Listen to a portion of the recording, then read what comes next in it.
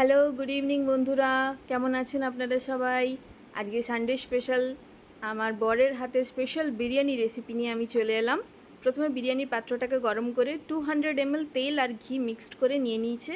তারপরে তেলটা গরম হওয়ার পরে দারুচিনি, লবঙ্গ, এলাচ আর স্টার অ্যানিস দিয়ে বড় পেঁয়াজ কুচি ভালোভাবে ফ্রাই করে নিতে হবে। পেঁয়াজটা লাল করে ভাজা হয়ে গেলে ছোট পেঁয়াজ কিছুটা বাটা পেস্ট আর কি অ্যাড করে তারপরে গোটা কাঁচা লঙ্কা, রসুন কুচি দিয়ে ভালো করে ফ্রাই করে নিয়ে পুদিনা পাতা দিয়ে মিক্সড করে নেওয়ার পরে আদা বাটা, রসুন বাটা অ্যাড করতে হবে।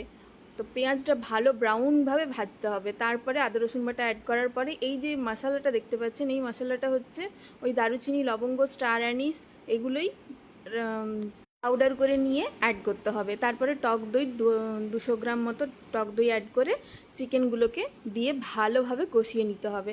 চিকেনটা ভালোভাবে মশলার সাথে কষানো হয়ে যাওয়ার পরে নুন, পরিমাণ মতো নুন অ্যাড করে নেবেন। তারপর এইটা হচ্ছে জিরা সাম্বার রাইস। এই রাইসগুলো একটু ছোট ছোট হয়, নর্মাল বাসমতি রাইসের মতো হয় না। তো 1 কাপ চাল মানে 2 কাপ জল, এইভাবে মেশার করে প্রথমে জলটা দিয়ে দিতে হবে। তারপরে একটা লেবুর হাফ লেবু স্কুইজ করে রসটা নিয়ে নিতে হবে। তারপরে জলটা যখনই ফুটতে শুরু করবে, আধ ঘন্টা আগে থেকে ভিজিয়ে রাখা চালটা অ্যাড করে দিতে হবে। তো তারপরে এবার দম দিয়ে আধ ঘন্টা পরে বিরিয়ানি রেডি। তেন্টুগল বিরিয়ানি, স্পেশাল বিরিয়ানি, এটাই হচ্ছে রেসিপি। আর সঙ্গে দইয়ের সাথে বুন্দি দই এটা।